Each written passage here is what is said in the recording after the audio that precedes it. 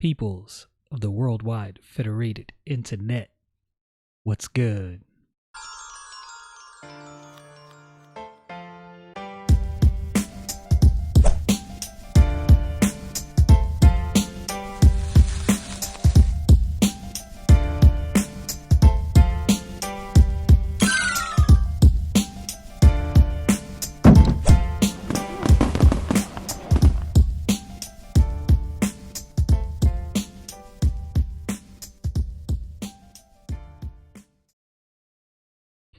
Without really having such a long intro today, let's get to the book of Exodus, chapter 16 and verse 21.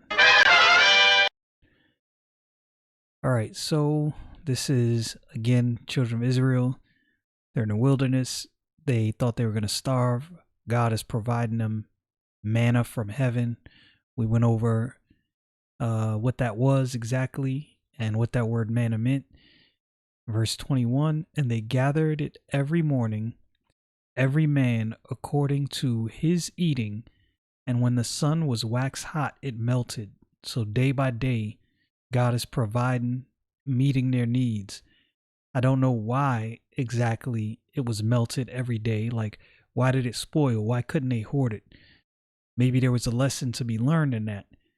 That's my assumption. The Bible doesn't explicitly say that, but if I had to guess, this was done so that the children of Israel would know that God would provide and meet their every need as the days progressed. Right, and I quoted this in another video going through the book of Exodus, where the Bible says, take no thought for tomorrow. You can't consume yourself with a day that you're not in, that you're not promised, and a time you have no control over, that you don't even know you'll make it to. A lot of people get in really deep depression and doom and gloom over what they think might happen. You don't know the future. Verse 22, and it came to pass that on the 6th day they gathered twice as much bread, 2 omers for one man, and all the rulers of the congregation came and told Moses. So they're like, yo, we have more than we're supposed to have on this 6th day. They're not exactly sure why, what's going on. Why do we have more than we're supposed to have? And rightly so, they went to Moses. They had a question. And he said unto them, this is that which the Lord hath said, tomorrow it is the rest of the holy Sabbath unto the Lord. Bake that which ye shall bake today, and seeth that ye will seeth, and that which remaineth overlay up for you to keep until the morning. So they had enough that they didn't have to work or do any labor on the Sabbath day, which God proclaimed a day sanctified unto him, a day of rest. And that day pictures and mirrors several things, but it also, I mean, just imagine your boss saying, hey, everything's going to be taken care of, but on this day, you're going to rest and there's no work is going to be done, but everything's going to be taken care of. You would think most people, especially, I'll be honest, me, I would have taken that day and not even complain. Like, oh, we get to rest and do nothing? Bet, run it. I'm all about that life. And they laid it up till the morning, and Moses bade, and it did not stink, neither was there any worm therein. So if you remember, God gave the children of Israel specific instructions. Here's what I'm going to provide for you. Here's what you are to do. And if you hoard this until the next morning, it's not going to be good. It's going to spoil. It's going to stink, and it's going to be rotten with worms. And that's exactly what happened. Shortly after all of this went down, there was some people that kept it until the morning, thinking they weren't going to have any the next day. And lo and behold, it was rotted, it was stink, and taken over with worms. So they couldn't eat it anyway, even though they kept it thinking that they weren't going to have any for the next day. It was no good to them anyway, so they should have just listened to God like he told them the first time. But again, we're all rebellious. Any one of us put in this situation that the children of Israel are in right now, we would more than likely make the same decisions. Now, it's not a guarantee, right? There were people who stayed faithful. There's a lot of people who didn't. I would not be surprised if more of us than we think would be amongst the crowd that did not stay faithful. And Moses said, "Eat that today, for today it is a Sabbath unto the Lord. Today ye shall not find it in the field." So there was going to be no manna, no food provided by God to them on the Sabbath day, because it was going to be provided the day before, so that they can honor this day that God set out for them. Verse 26, 6 days ye shall gather it, but on the seventh day, which is the Sabbath, in it there shall be none. So they saw what happened, and he's even given them further instructions on what's going to happen on the Sabbath day.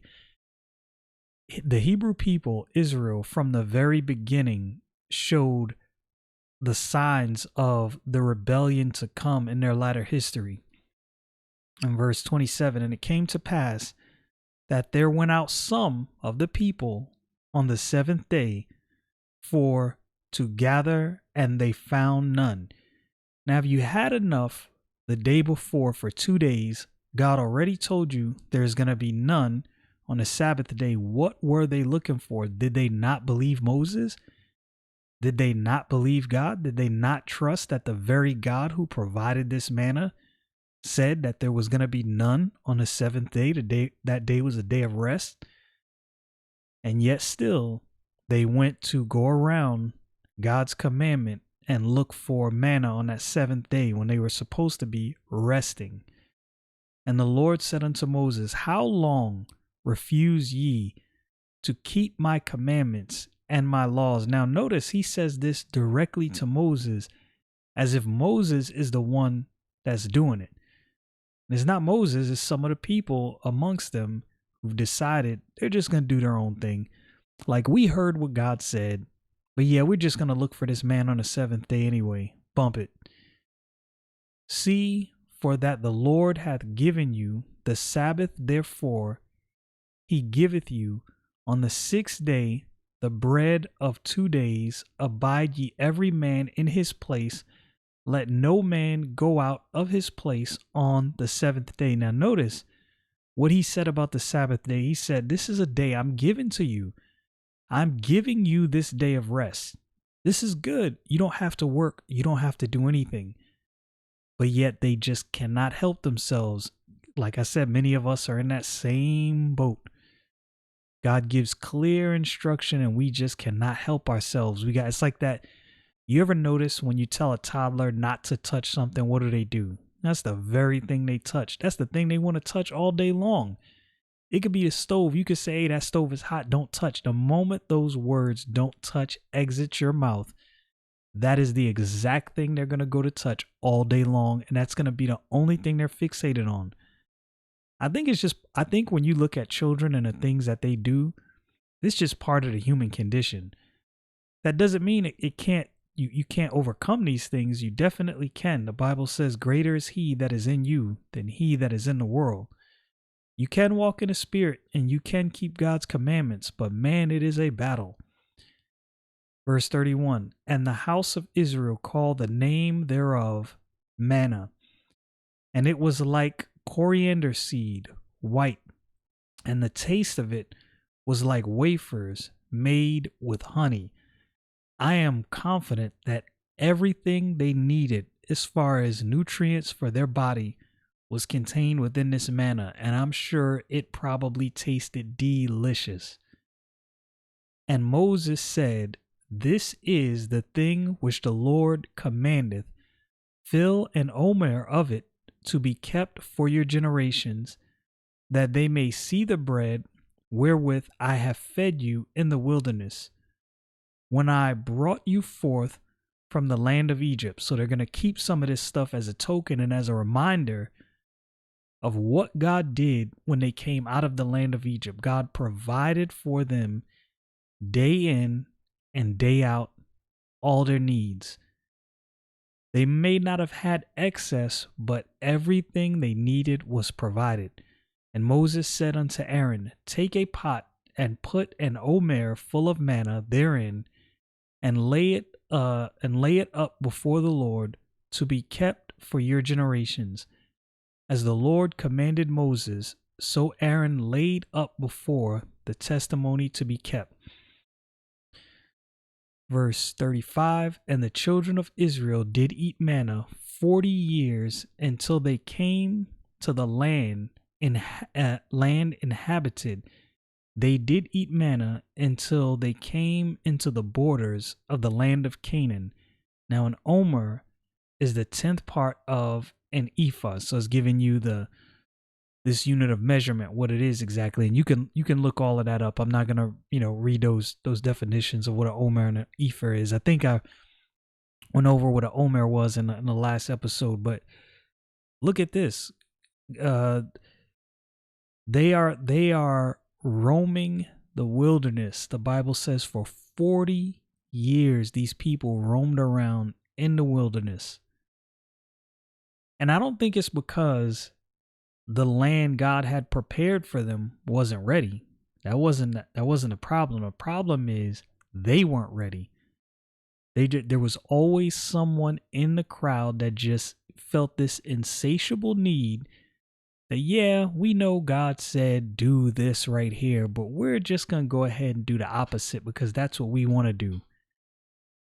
And a lot of us would like to think, look at this and think, man, I would have never did that. I would have did this, and I would have handled this way. And if I was them, I would have did this. And really, really and truly, if you were here, I would venture to believe that many of us would reason our way around the things that Moses was saying.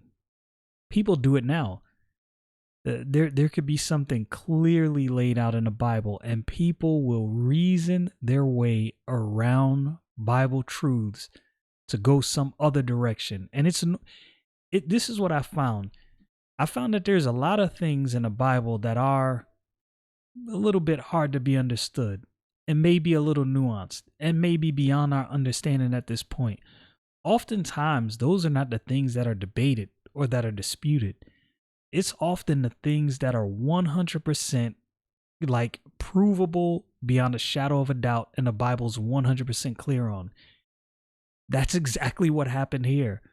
There was no doubt of what was supposed to happen on the Sabbath day. There was no doubt why they had extra manna the day before on that 6th day. There was no doubt that they were not supposed to go out looking for manna on the Sabbath day. There was going to be none provided. God made that abundantly clear. But what was the very thing that people questioned and did, or some of the people? They went out looking for manna. Like, what more did you need? God is the one providing the manna. If he tells you, hey, I'm going to give you an abundance on the 6th day, and on that 7th day, you ain't going to have nothing, but you'll have enough on that 6th day for 2 days. What on the planet possessed these people to go out anyway? You could say it was the devil. You could say it was demonic influence. Sure, absolutely. You can say all of that. Or you could say it was just in their nature to do something to violate whatever commandment God gave out. They thought they knew better than God. I'm just assuming. I don't know what was in these people's hearts, but I cannot understand what other reasoning could there be. There can only be, a few reasons why they would go out in spite of what the message that was relayed to them from God via Moses. Either they don't trust and believe Moses, which at this point, with all the deliverance they've seen, I'd be like, if Moses said it, it's happening. God has definitely blessed this man and is definitely talking to him because we've seen enough. They either don't believe and trust Moses, which is very possible. You remember Moses killed the Egyptian, and there was murmurings amongst the Hebrew people about that. Maybe that's what it is. Or maybe they've just accepted the gods and the religious tenets and principles of Egypt. That's always a possibility as well. Nonetheless, it is insanely wild that they're given specific instructions and still they go the opposite direction. You know what that reminds me of? There's nothing new under the sun. I know a lot of times we think the things that's going on now is so unique to this time and people just going in a blatant opposite direction of what God laid out. That's just something unique to us and unique to our time. Nah, this has been happening since the beginning. It is no different. Y'all know what it is. Stay frosty, people.